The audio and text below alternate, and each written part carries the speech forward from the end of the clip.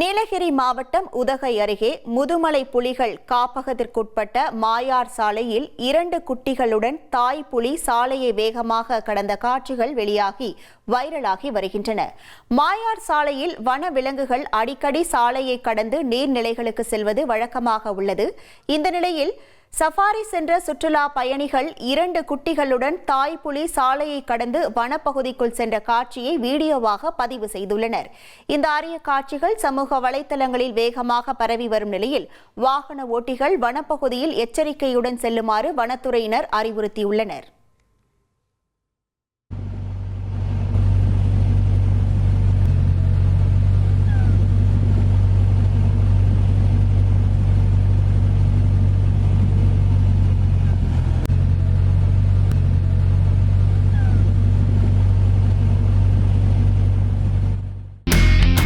இனி செல்லும் இடமெல்லாம் செய்தி.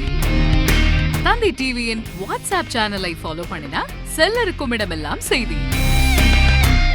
இதோ QR கோட் இப்பவே ஸ்கேன் பண்ணுங்க, ஃபாலோ பண்ணுங்க.